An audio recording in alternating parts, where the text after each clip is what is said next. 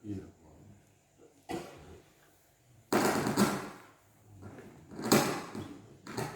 Cek, tes.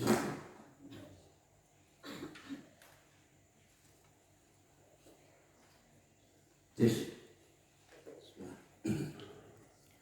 Innal hamdalillah nahmaduhu wa nasta'inuhu wa nastaghfiruh wa na'udzu billahi min shururi anfusina wa min sayyiati a'malina may yahdihillahu fala mudhillalah wa may yudlil fala hadiyalah. Asyhadu an la ilaha illallah wahdahu la syarikalah wa asyhadu anna Muhammadan abduhu wa rasuluhu alladzi la nabiyya ba'dah, amma ba'du. Para hadirin ikhwatu iman, Bapak dan Ibu yang dirahmati Allah, puji dan syukur kehadirat Allah yang Maha Ghafur. Kita bisa bertemu kembali dalam keadaan sehat walafiat, sehat yang mudah digunakan untuk beribadah. Kalau kita sehat tapi susah beribadah, itu malas misalnya. Sehat tapi tidak afiat. Bapak Ibu mah insya Allah sehat wal afiatnya. Amin. Di masjid yang kita cintai ini, mudah-mudahan apa yang kita laksanakan menjadi salah satu bentuk rasa syukur kita kepada Allah, terutama atas akal pikiran dan hati yang diberikan kita gunakan untuk mengkaji ilmu Allah. Bapak dan Ibu yang dirahmati Allah, pada kesempatan kali ini kajian ilmu eskatologi Islam akan membahas tentang respon dari kami para santri di pesantren Ibnu Hajar atas ucapan Perdana Menteri Israel yang menyebut bahwa pembantaian orang-orang Palestina itu sudah sesuai dengan apa yang diperintahkan oleh kitab suci mereka. Karena ada nanti beritanya ya. Beritanya di internet banyak ya. Karena Perdana Menteri Israel menyebut orang-orang Palestina di Gaza ini seperti bangsa Amalek. Seperti bangsa Amalek yang dulu pernah dibinasakan oleh Bani Israel di zaman Nabi Musa. Itu tampaknya. Ini lihat dulu beritanya ya. Ini jadi judul kajiannya adalah Palestina dan bangsa Amalek. Nanti Bapak Ibu kita lihat siapa bangsa Amalek itu. Apa yang terjadi antara bangsa Amalek dengan Bani Israel, gitu ya. Apa yang terjadi waktu itu? Setelah nanti kisahnya jelas, maka kita akan membandingkan manakah yang lebih mirip dengan Amalek, gitu ya. Antara Palestina sekarang dengan Zionis Israel. Yang mirip Amalek itu siapa sebetulnya? Nah, begitu ya. Dan ternyata Bapak Ibu, kisah tentang bangsa Amalek ini juga tertulis dalam Quran. Nah, itu yang saya kaget ya. Saya tahu tentang bangsa Amalek ini sudah lama ya, tapi tahunya itu versi Torah, versi Bible. Ternyata di Quran ada. Ya, pantas saja Quran di dalam surah An-Nahl ayat 89 itu disebut tibyanan likulli syai'in, mampu menjelaskan segala sesuatu, Pak. Quran mah gitu ya. Mampu menjelaskan segala sesuatu. Nah, kita lihat dulu beritanya ya. Beritanya nih. Dari Memo atau Middle East Monitor, organisasi nirlaba pro-Palestina yang berbasis di London, ini merespon juga ya ucapan si Netanyahu itu yang telah menyatakan perang suci melawan Gaza dengan mengutip Alkitab, mengutip kitab suci mereka. Perdana Menteri Israel Netanyahu, semoga Allah membinasakannya, telah membawa-bawa agama dalam perang melawan Hamas di Gaza, Palestina. Dalam sebuah pidato, dia menyamakan Hamas dengan bangsa Amalek yang dia klaim diakui sebagai musuh bebuyutan Yahudi dalam kitab suci mereka. Nah, nanti para kritikus mengatakan taktik si Netanyahu ini menunjukkan bahwa dia dengan sengaja menarik simpati ya, dari faksi ortodoks di kabinetnya. Jadi di Israel itu Pak, jangan mengira bahwa mereka itu bersatu, tidak ya. Mereka itu berpecah-pecah, mereka memang bangsa yang suka berpecah belah. Sektenya itu banyak sekali, sampai ratusan, percaya tidak? Lihat di ensiklopedi Yahudi ya, tulisan misalkan Dr. Torik Swaidan. Itu Yahudi itu di Israel sangat sulit menghitung sektenya saja, sangat sulit. Ya, satu sekte dengan yang lainnya berbeda ajaran, berbeda panutan, bahkan tidak akur. Nah, nanti ada yang disebut dengan sekte ortodoks, yaitu orang-orang Yahudi yang masih taat kepada Torah mereka. Netanyahu menarik simpati faksi ortodoks ini di kabinetnya karena di partai dia itu banyak orang-orang ortodoks.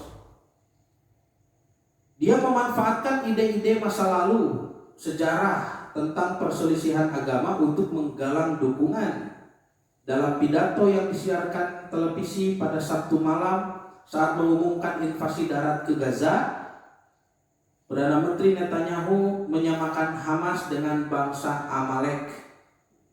Dia mengatakan, Anda harus ingat apa yang telah dilakukan orang Amalek terhadap Anda. Kata kitab suci kami, dan kami mengingatnya, dan kami sedang berjuang, begitu ya. Nah, kalau Bapak Ibu nanti mencari di dalam kitab suci orang Yahudi, bagaimana perintah Tuhan kepada Bani Israel untuk membunuh bangsa Amalek, itu memang perintah genosida. Jadi perintahnya itu bunuhlah orang-orang Amalek itu, baik laki-lakinya, perempuannya, orang tuanya, anak kecilnya, bayi-bayinya, semua. Itu perintahnya. Nah, kan jadi pertanyaannya itu, kenapa begitu ya? Bani Israel dulu dalam sejarahnya harus bertempur dengan bangsa Amalek. Nah, kita lihat Pak, di dalam kitab suci Al-Quran dan dalam kitab suci Torah ya, kitab sucinya orang Yahudi. Di Quran tentang bangsa Amalek ini ada di mana? Di surah Al-Maidah ayat 21 dan 22.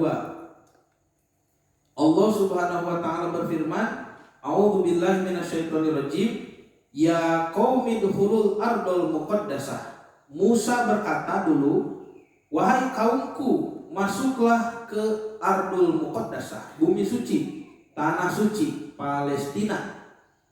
Allati kataballahu lakum, yang sudah Allah tetapkan bagi kalian. Wala tartaddu ala adbarikum, janganlah kalian berpaling ke belakang, fataqalibu khosirin, maka kalian akan berubah menjadi rugi. Nabi Musa di sini mengajak Bani Israel untuk masuk ke Palestina. Berarti ini di masa-masa mana ini? Di masa-masa ketika mereka keluar dari negeri Mesir setelah peristiwa membelah lautan itu ya. Ini Nabi Musa sudah sampai di Palestina. Itu ya. Sudah sampai di Palestina, Nabi Musa mengajak Bani Israel, ayo masuk, gitu Pak. Bagaimana jawaban Bani Israel saat itu? Ini baru kemarin lusa membelah lautan, Pak Bu. Lautan terbelah di hadapan mata mereka dan ada jalan di tengahnya dan mereka lewat di situ. Mereka lihat tingginya air laut yang terbelah itu seperti gunung, ya, mukjizat di hadapan mereka. Sampai Fir'aun saja berani lewat kan, karena Lautnya terbelah, Fir'aun saja lewat. Tapi ternyata ditenggelamkan. Baru kemarin lusa itu kejadiannya, mungkin beberapa hari yang lalu. Keajaiban terjadi di hadapan mereka, dan sekarang ada perintah selanjutnya, yaitu memasuki Palestina. Apa yang mereka katakan kepada Nabi Musa? Qalu ya Musa, inna fiha qauman jabariyan. Nah ini ya. Mereka berkata, ya Musa, sesungguhnya di dalam Palestina itu ada kaum yang sangat keras, sangat kuat, sangat bengis, jabar. Jabar itu kan gagah, perkasa, kuat, bengis, ya, kejam. Kekuatannya hebat.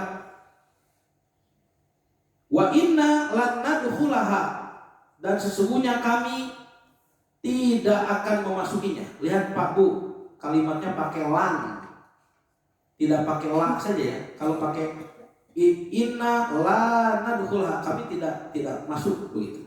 Tapi kalau lan, pakai lan, itu artinya sampai kapanpun tidak mau. Mustahil kami masuk, tidak mau. Ora gelem gitu punya. Teu hayang teh meunyi aing mah gitu nya. Ora gelem nya. Ora gelem itu kasar. Enggak apa-apa kan buat Bani Israil, Bu. Wa inna lanadkhulaha, kami tidak mau sampai kapanpun. Ya. Memasuki Palestina itu hatta yakhruju, sampai mereka keluar minha, dari Palestina itu. Fa in yakhruju, jika mereka keluar minha, darinya, fa inna dakhilun, kami akan masuk. Nah ini ya dialog awal. Nanti lihat ayat 23, 24, 25, 26, nanti kelanjutannya ada ya kisahnya. Kita lihat dulu penjelasan para ulama ahli tafsir mengenai kejadian ini. Imam Ibnu Katsir rahimahullah menjelaskan, Allah Subhanahu wa taala berfirman perihal anjuran yang dikeluarkan oleh Musa kepada Bani Israel untuk berperang, berjihad, memasuki Baitul Muqaddas. Tetapi mereka menjumpai di dalam kota Baitul Maqdis itu satu kaum dari orang-orang Amalikoh. Nah ini ya disebutkan oleh Imam Ibnu Katsir apa? Orang-orang Amalikoh. Amalek itu. Nah orang-orang Amalek itu dalam bahasa Arab disebut Amalikoh. Orang-orang raksasa tinggi besar yang gagah perkasa, yang mana mereka telah merebut kota itu dan menguasainya. Nah, lihat nih Bapak Ibu. Jadi orang Amalek itu menguasai Palestina ketika Bani Israil dulu berangkat ke Mesir di zaman Nabi Yusuf itu. Di zaman Nabi Yusuf kan saudara-saudara Yusuf semuanya beserta Nabi Yakub itu reuni di Mesir kan? Karena waktu itu Palestina paceklik hebat, sedangkan Mesir bisa selamat dari paceklik karena mendengarkan nasihat Nabi Yusuf. Akhirnya secara tidak sengaja saudara-saudara Yusuf itu mau beli makanan, menukar makanan ke Mesir, tapi malah bertemu Yusuf, dan akhirnya Nabi Yakub pun diangkut ya, diminta pindah ke Mesir, dan mereka hidup di Mesir sampai zaman Nabi Musa, kan? Ya, dari 12 orang sampai berapa puluh begitu ya. Jadi sudah beranak cucu di Mesir. Artinya Nabi Musa itu tahu tidak tentang Palestina, Bu? Nabi Musa itu lahir di mana? Di Mesir, kan? Dihanyutkan itu ya. Dihanyutkan di sungai Nil. Nah, oleh ibunya. Lalu diangkat, diambil oleh istrinya Fir'aun. Berarti Nabi Musa itu dari sejak lahir sudah ada di Mesir. Artinya beliau tidak tahu tentang Palestina. Ya. Nah makanya ketika mereka kembali ke Palestina itu, satu, mereka belum pernah ke sana. Dua, sudah ada orang lain yang menempati Palestina itu. Nah, bisa terbayang ya. Jadi seperti Bapak Ibu datang ke kampung halaman nenek moyang kita ya. Kampung halaman kakek, kampung halaman kakek buyut. Kita datang ke kampung halaman kakek buyut yang kita belum pernah lihat. Dan di sana sudah ada orang lain yang tinggal. Bisa dibayangkan kan? Makanya nanti dalam riwayat itu Nabi Musa disebutkan mengirim 12 orang masing-masing perwakilan suku untuk meneliti dulu. Coba kamu masuk ke Palestina, seperti apa negeri itu? Karena tidak tahu. Nanti 12 orang itu melaporkan, wah negeri yang luar biasa, melimpah susu dan madunya, gitu ya. Nah, maka perintah Allah turun untuk berperang melawan bangsa Amalek, tetapi mereka ketakutan begitu. Dari 12 utusan itu hanya 2 orang yang berani percaya kepada janji Allah. Yang 10 ketakutan. Bahkan yang 10 ini nanti menghasut Bani Israel yang lain. Jangan mau Pak, bisa itu kejam gitu ya. Jangan mau Bu, pokoknya masa kita jauh-jauh dari Mesir ke sini cuma buat dibunuh oleh orang-orang Amalek, gitu ya. Nah, Bapak Ibu yang dirahmati Allah, orang Amalek, raksasa yang gagah perkasa ini, siapa mereka sebetulnya? Bangsa Amalek ini dalam bahasa Ibrani disebut Amalek. Adalah nama tokoh. Amalek itu nama orang,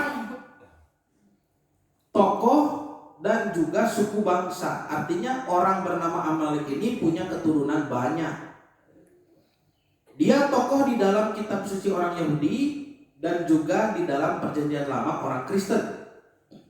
Menurut kitab Sefer Bereshit atau kitab Kejadian dan kitab Divrei Hayamim, kitab Divrei Hayamim itu Tawarikh ya, kitab Tarikh ya.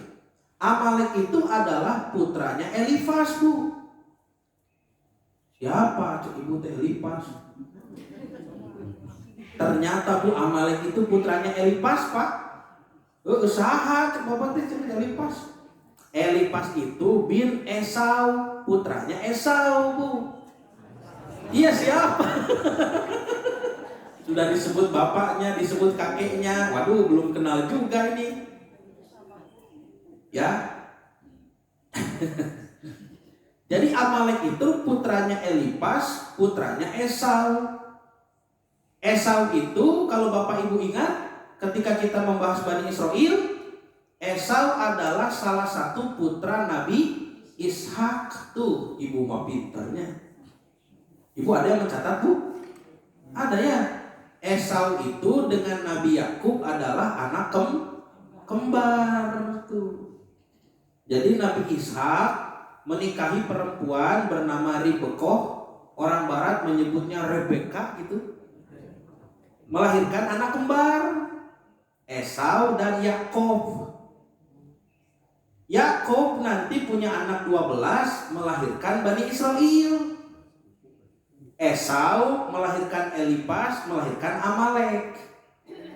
Jadi sebetulnya mereka itu masih sepupuan. Tetapi sudah di keturunan yang berapa begitu. Makanya sudah tidak saling mengenal.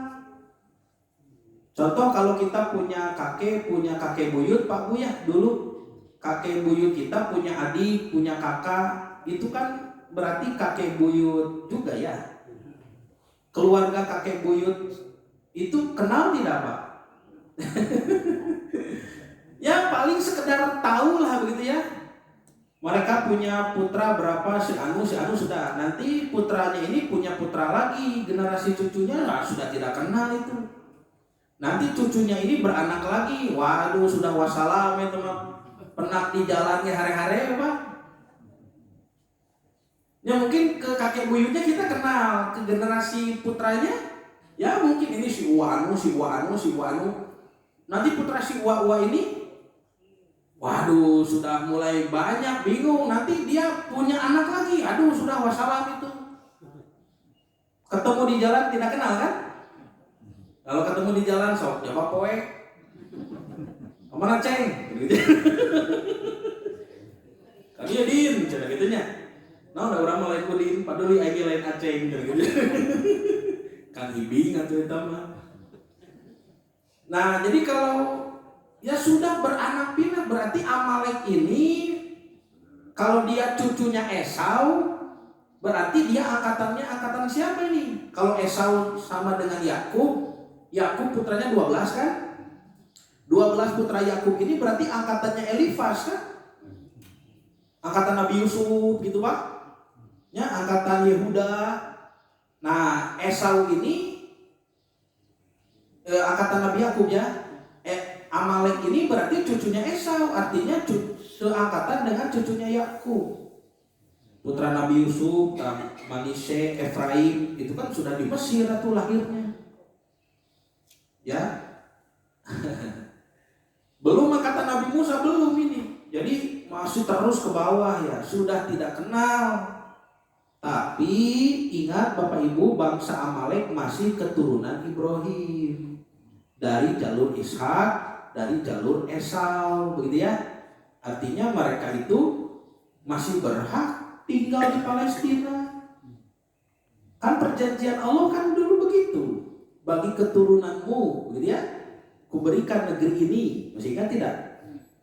Tuhan berfirman kepada Abraham, Lezar eha natati, kepada keturunanmu akan aku berikan etha aret hazot, tanah ini minahar Mitzrayim, dari sungai yang ada di Mesir, adhanahar hagadol, sampai sungai yang besar itu nahar Farat, sungai Efrat.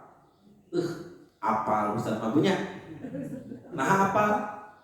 Kan sering disampaikan. Teka aja apa lagi Bu? Bapak Ibu mah tidak usah hafal ya. Kita menghafal Al-Quran saja. Ya karena sering disampaikan jadi kehafalkan itu Pak. Nah di sini jelas berarti bangsa Amalek itu masih punya hubungan darah dengan Bani Israel ya. Karena masih keturunan Ishak. Nah kenapa mereka diperintah untuk diperangi? Berarti mereka tidak layak tinggal di Palestina, kan begitu? Ingat tidak hukumnya dulu? Dari sejak zaman Ibrahim, zaman Daud dulu.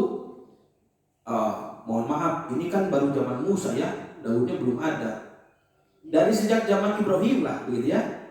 Bahwa Allah sudah menetapkan siapa saja yang tinggal di Palestina syaratnya harus soleh, kan itu jangan lupa. Bagi yang tidak menjaga kesolehan akan langsung mendapatkan hukuman, dihancurkan oleh Allah Subhanahu wa taala kerajaannya dan diusir penduduknya dari Palestina. Itu yang membedakan Palestina dengan kota Bandung. Kalau di Bandung harus soleh tidak Pak? Ya harus satu sami. Makanya di Bandung tidak harus soleh.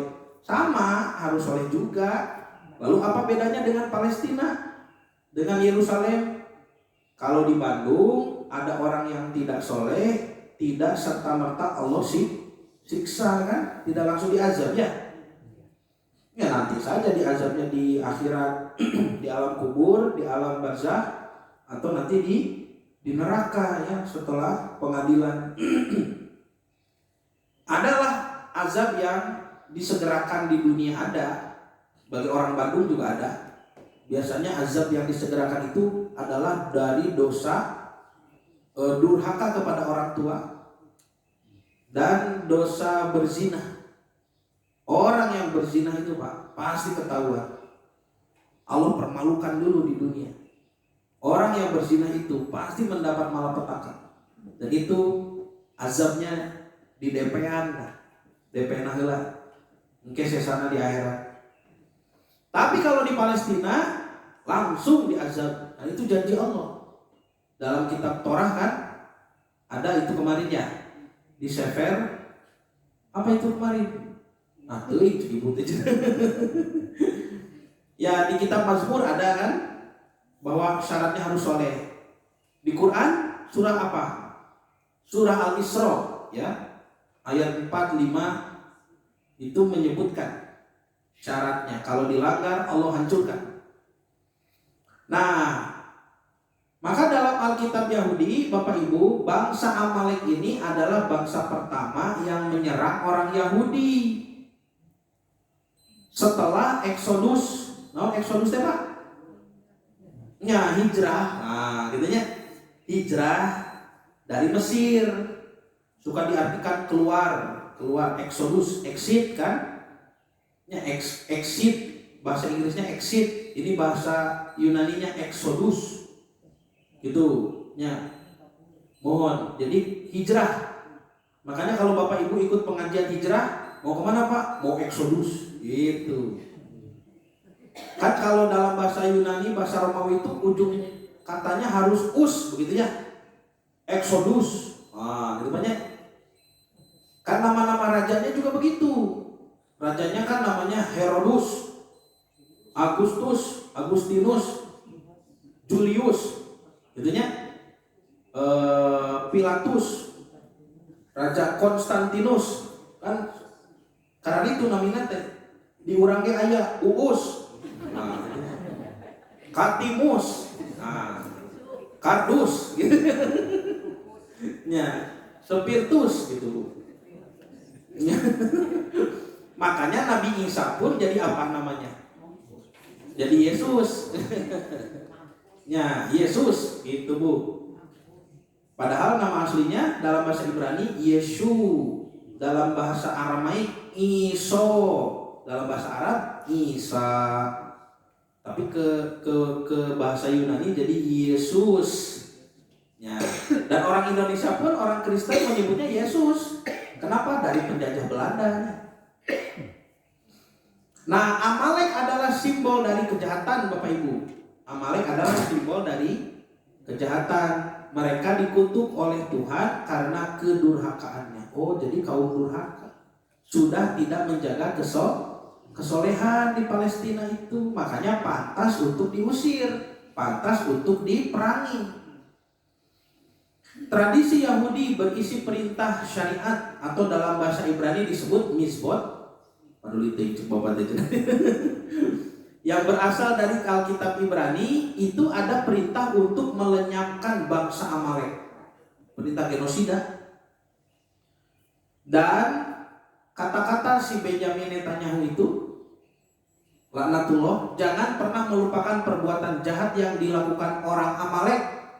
Kata-kata ini diambil dari Torah Sefer Devarim atau kitab apa Devarim itu? Ulangan, kitab Ulangan, Deuteronomi, Ulangan. Tos tak itu Bapak Ibu. Mari kita lihat apa yang tadi dikisahkan dalam surah Al-Maidah ayat 21-22 itu, ya, yang tadi tentang Bani Israel menolak berperang dengan bangsa Amalek. Kita lihat versi kitab Tauratnya, versi kitab Torahnya ya. Dalam kitab Torah Sefer Bamidbar atau kitab Bilangan, The Numbers, disebutkan bahwa Bani Israel menolak memerangi Amalek. Tuh lihat Bu, mereka itu takut kepada bangsa Amalek. Sama seperti apa yang disebutkan dalam surah Al-Maidah. Nah, tadi kan dalam surah Al-Maidah mereka tidak mau berperang karena ada kauman Jabarian, kaum yang ganas. Kata Imam Ibnu Katsir itu kaum Amalikoh, gitu ya. Nah, ini versi Torahnya. 12 orang diutus oleh Musa masuk Palestina. Lihat. Waduh, hebat, subur, makmur, gemah ripah, loh jinawi, gitu ya. Baldatun toyibatun warabun gofur. Ini Palestina luar biasa, negeri yang subur waktu itu.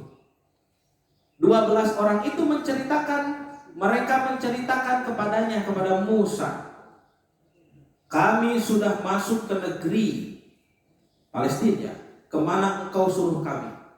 Dan memang negeri itu berlimpah-limpah susu dan madunya. Berarti kalau banyak susu, artinya banyak ternak, kan begitu Bu. Banyak dombanya, kambing, banyak untanya, banyak sapinya. Kalau banyak madu berarti banyak pohonnya kan? Bunga-bunganya banyak. Tuh. Sampai 12 orang itu membawa beberapa hasil alamnya, buah-buahannya, sebagai bukti kepada Musa. Inilah hasilnya. Mereka membawa ya seperti kurma, delima, zaitun, ya buah-buahan, ya stroberi. Lalu Musa berkata, kamu dari Pangalengan gitu. Nyarak stroberi, ibu mana sok nyambung wae tuh. Stroberi cenah gitu. Nyambung udah di Pangalengan. Ya cenah peda seueur susu gitu.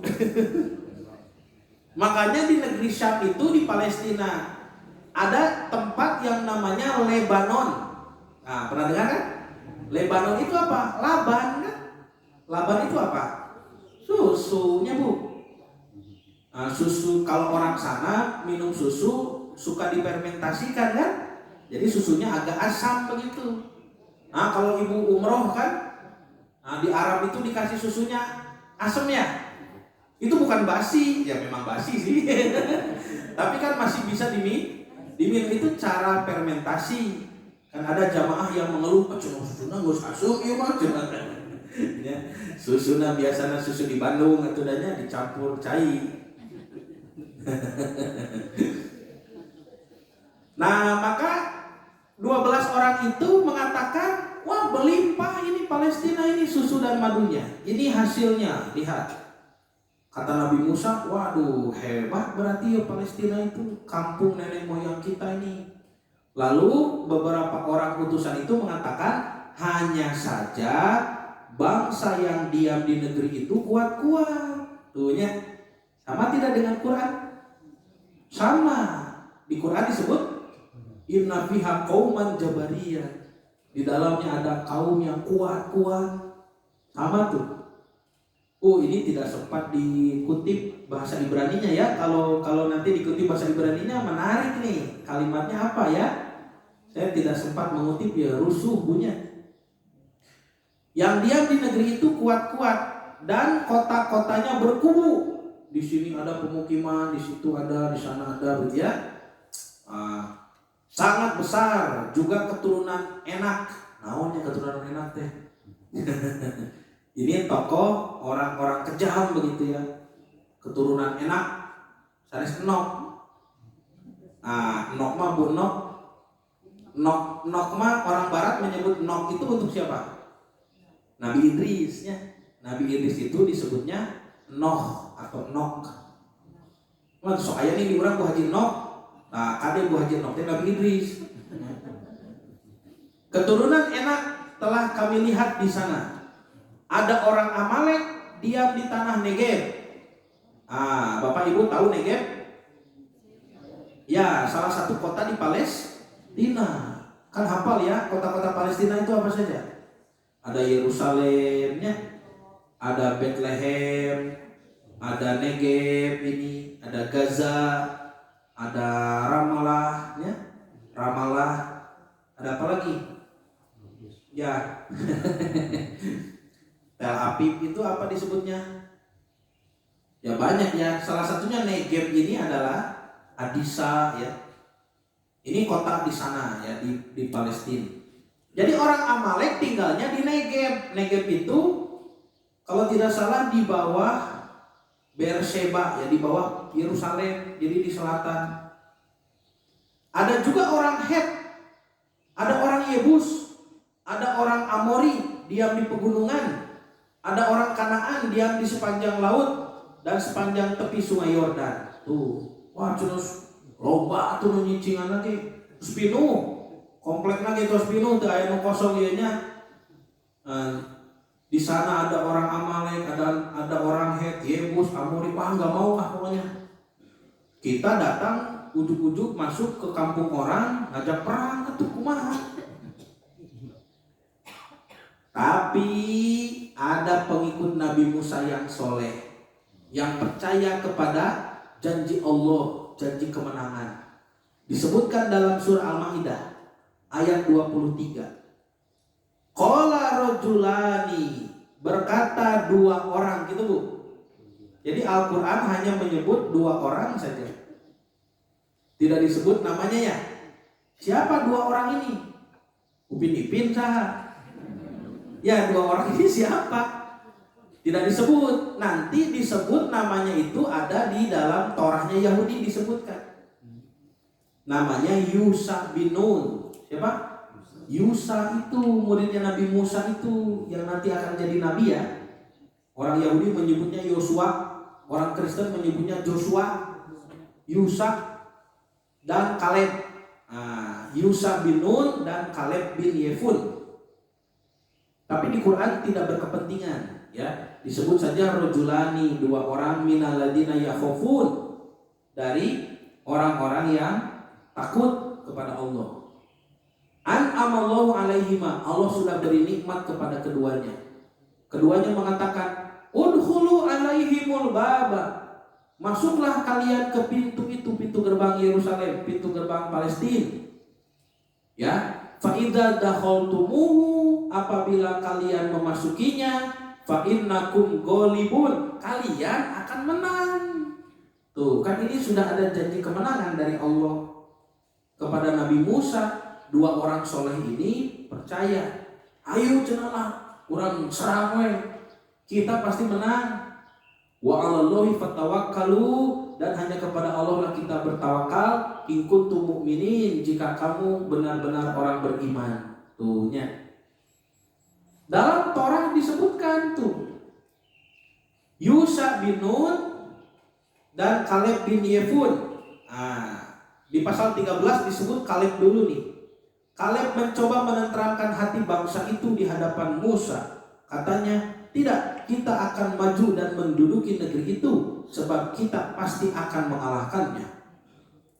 Lalu Yusha bin Nun membantu Kaleb bin Yefun, yang termasuk orang-orang yang telah mengintai negeri itu. Jadi dua orang ini termasuk 12 orang yang diutus Musa untuk mengintai Palestina tadi.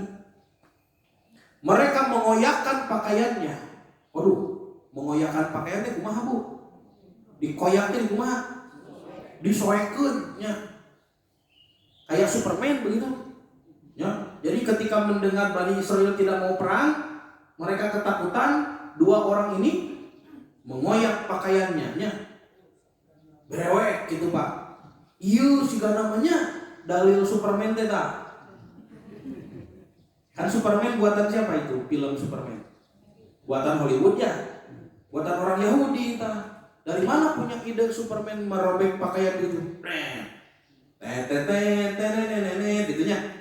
Iya, tak dalil tah Bapak Ibu. Jadi kata kitab Torah Yahudi, Yusha bin Nun dan Kaleb bin Yefun mengoyak pakaiannya. Gitunya. Kita memberani gitu. Tidieu geuningan ieu Superman teh nya.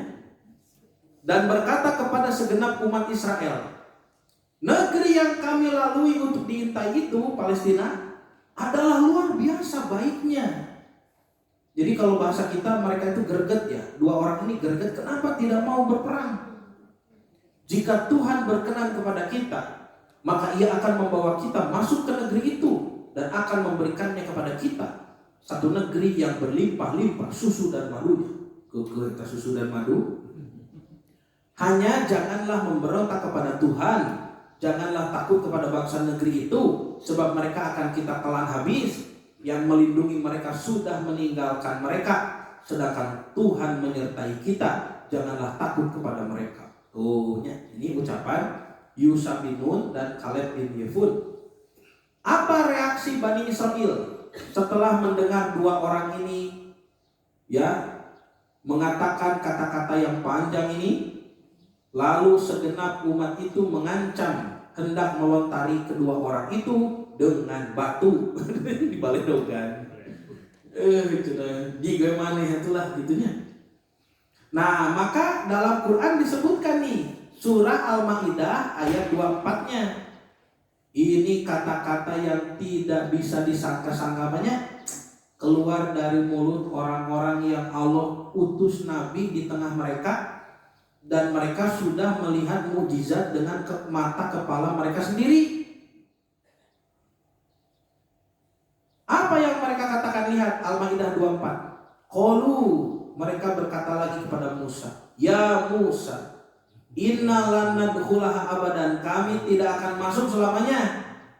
Madamu fiha, selama mereka ada di sana.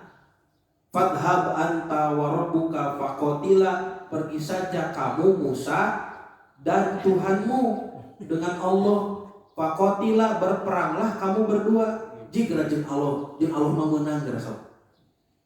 Inna hahuna qaidun, kami di sini mau duduk menunggu. Coba Pak, eta kan Nabi wajib itu nyarios Pak. Dan Nabi Musa teh, ayo Pak, jihad Pak, Allahu Akbar. Coba Pak teh, cobalah. Nabi Musa sareng Allah doaan kan itu. Kenging gerak Allah mah, Bapak mah di dewe ngantosan gitu. Inna hahuna qaidun, kami di sini mau qaid dah. Qaid teh duduk.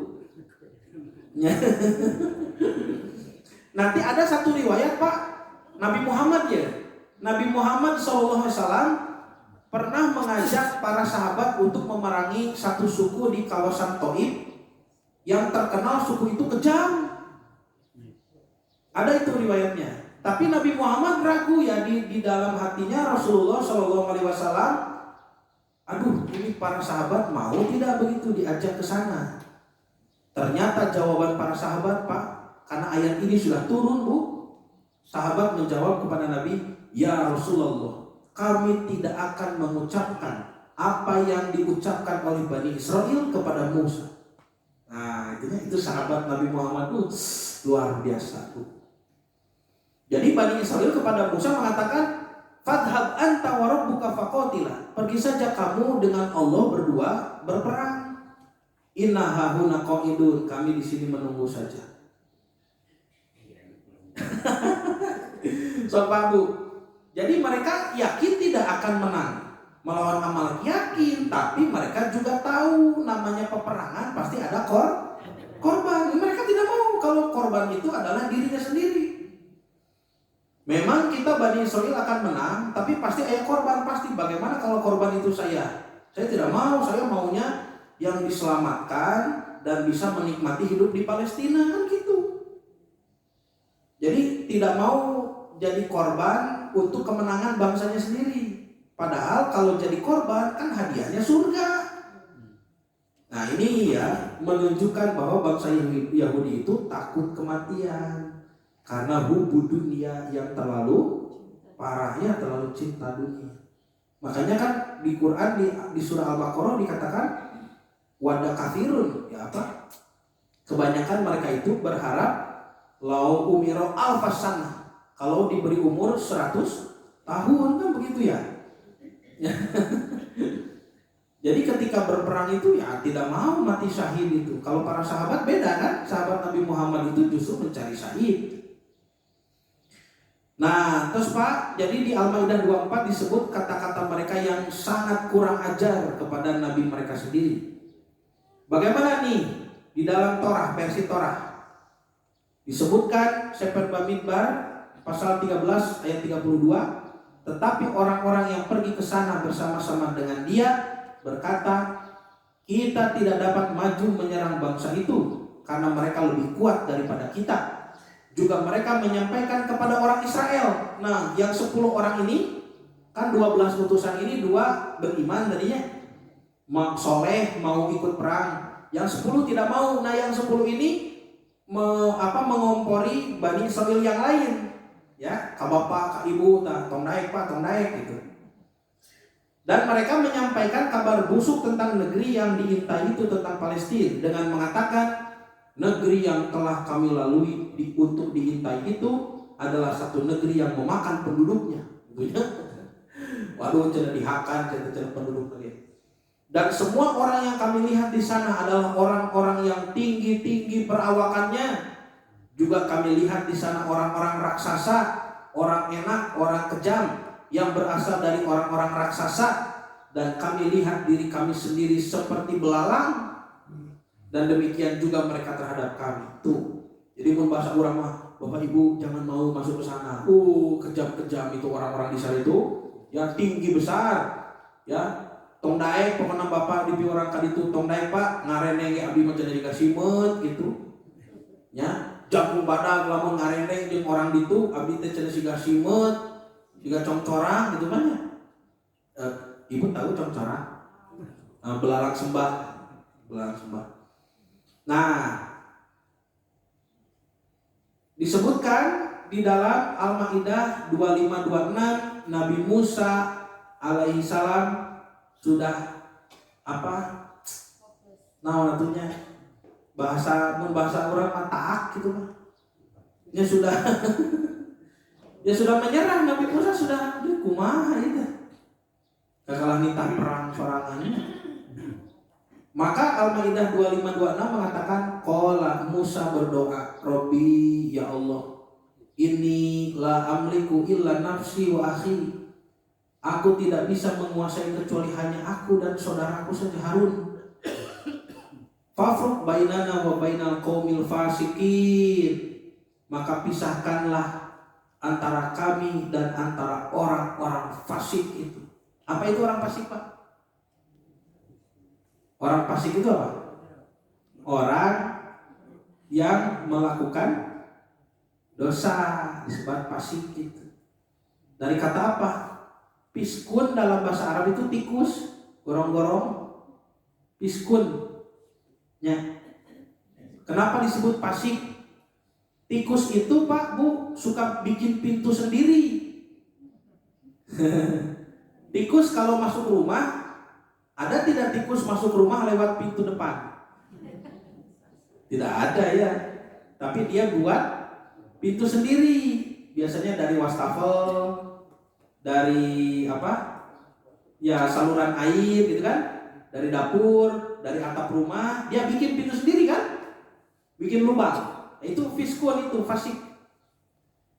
Jadi orang-orang fasik itu orang yang berbuat dosa. Kenapa? Allah sudah sediakan pintu-pintunya, dia bikin pintu sendiri. Contoh misalkan pintu halal, perpindahan barang, perpindahan milik dalam Islam. Yang halal, 1 jual beli, halal ya. 2 pinjam meminjam, halal. 3 hibah hadiah, halal. Wakaf, halal. Waris, nah itu kan perpindahan milik ya, yang dihalalkan. 5 pintu berarti nih. Ini kita bikin pintu yang lain, nah judi.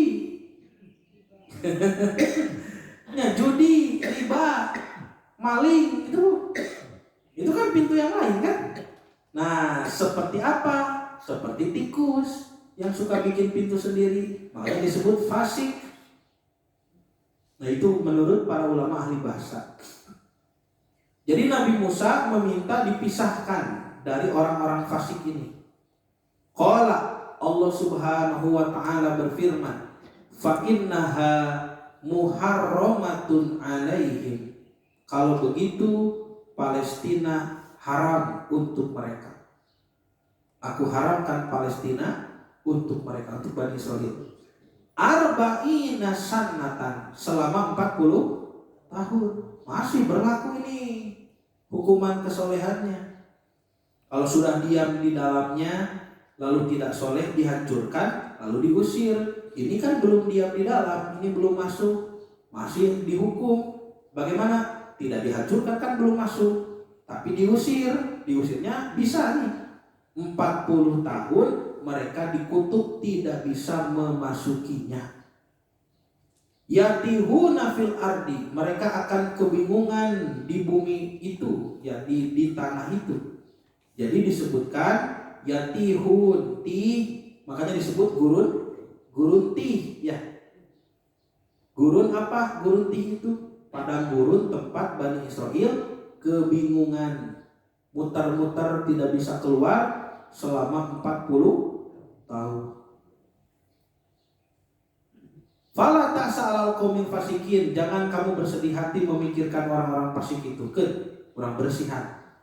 40 tahun berlalu, orang-orang fasik yang senior itu sudah tua, sudah banyak yang mati. Nanti muncul anak-anak muda yang soleh, sudah matang usianya. Termasuk tadi Yusha bin Nun, Kaleb bin Yefun, ya, dan nanti anak-anak yang lain. Nah, generasi inilah yang siap masuk ke Palestina untuk berperang melawan suku bangsa Amalek. Tapi kabar sedihnya, kabar buruknya, Nabi Musa alaihissalam pun wafatnya selama 40 tahun ini. Selama mereka tersesat di gurti, Nabi Musa itu menurut para ulama Islam, Musa wafat. Tapi menurut tradisi Yahudi, Musa masih sempat melihat mereka berperang begitu ya, melawan Amalek. Bahkan Musa berdoa mengangkat tangan untuk kemenangan Bani Israel. Nah, jadi ada perbedaan versi. Tahukah Bapak Ibu? Jadi kisahnya begitu. Bisa kita ambil beberapa kesimpulan ya. Kesimpulannya, yang pertama, bangsa Amalek adalah orang-orang keturunan Ibrahim dari jalur Esau, jalur Ishak ya, yang masuk ke Palestina ketika Bani Israel pergi ke Mesir di zaman Nabi Yusuf.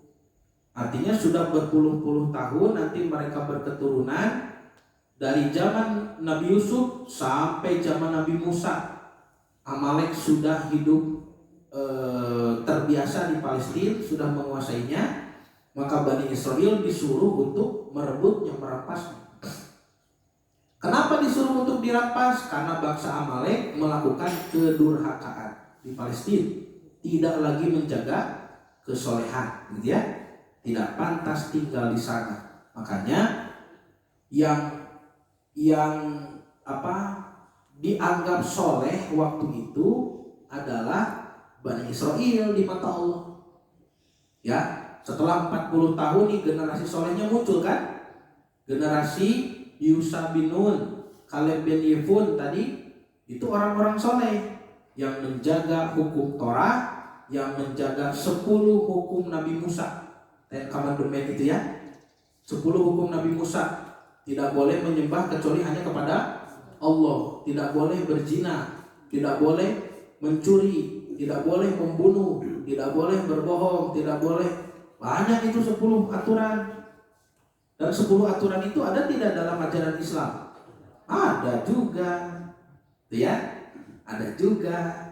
Nah, maka dulu Bani Israel di zaman Yusha bin Nun itu di posisi orang yang soleh karena menjaga aturan Allah, menjaga hukum-hukum yang disampaikan oleh nabinya. Dan bangsa Amalek posisinya bangsa durhaka yang sudah tidak menjaga hukum Allah, yang sudah tidak melakukan kesolehan di tanah Palestina. So, bandingkan dengan posisi sekarang, orang-orang Palestina terutama yang ada di Gaza dengan Zionis Israel, mana yang lebih mirip dengan Amalek itu? Jadi aneh kalau si Netanyahu itu mengatakan, ingatlah kepada bangsa Amalek. Lah kamu yang mirip Amalek itu. Tidak bertuhan kepada Allah, tidak menjaga hukum-hukum Allah, malah banyak melanggar hukum-hukum Nabi Musa. Kamu menjaga tidak Ten Commandment? Tuh kan mereka tidak menjaga. Justru orang-orang Palestina yang taat kepada ajaran Nabi Muhammad justru menjaga Ten Commandment Nabi Musa, karena ajaran para nabi itu sama. Jadi yang disebut Amalek di sini siapa? Kamu sendiri. Ini maling, teriak maling itu. Maling. Jadi maling nanti. Kumaha itu. Nah, karena itu tuduhan bahwa bangsa Palestina ini pantas dibunuh, pantas dibantai sesuai kitab suci mereka adalah tuduhan yang tidak nyambung, ya, dalil yang dipaksakan. Mereka itu bukan mengamalkan dalil, tapi mendalili amal, ya. Jaka sembung bawa beteuy, teu nyambung euy gitu Pak Bu. Anjing kakidul bagong kakaler, teu nyambung, ya. Maka apa yang dikatakan Benjamin Netanyahu itu hanya pencitraan saja, karena bangsa Israel itu punya gelar S3 PhD dalam hal menipu orang. Nah, Bapak dan Ibu yang dirahmati Allah, sekian ya yang bisa dibahas pada pertemuan kita hari ini tentang Palestina dan bangsa Amalek. Bagi Bapak dan Ibu yang memerlukan makalahnya, boleh nanti dikirim lah ya via WhatsApp ya. Dan kajian-kajian pertemuan sebelumnya juga silahkan ya. Kalau yang perlu membutuhkan nanti boleh dikirim lewat WhatsApp. Sekian yang bisa disampaikan, mudah-mudahan menjadi ilmu yang bermanfaat khususnya bagi saya sendiri dan menjadikan motivasi beribadah kepada Allah lebih tinggi. Jangan lupa juga untuk senantiasa mendoakan saudara-saudara kita di tanah suci Palestina. Mudah-mudahan Allah Subhanahu wa taala menyelamatkan mereka ya, mereka semua, dan Allah Subhanahu wa taala menyelamatkan keluarga mereka semua. Allah Subhanahu wa taala menyelamatkan rumah-rumah dan masjid-masjid mereka, terutama Al-Masjidul Aqsa, dan Allah Subhanahu wa taala segera membinasakan para penjajah Zionis yang melakukan kedzaliman. Allahumma anjil mustad'afina minal mu'minina fi Palestina wa fi kulli makan wasdud wat'ataka 'alal qaumid dzalimin. Amin ya Allah ya rabbal alamin. Rabbana atina fid dunya hasanah wa fil akhirati hasanah wa qina adzabannar. Aqulu qouli hadza wa astaghfirullah li wa lakum. Wassalamualaikum warahmatullahi wabarakatuh.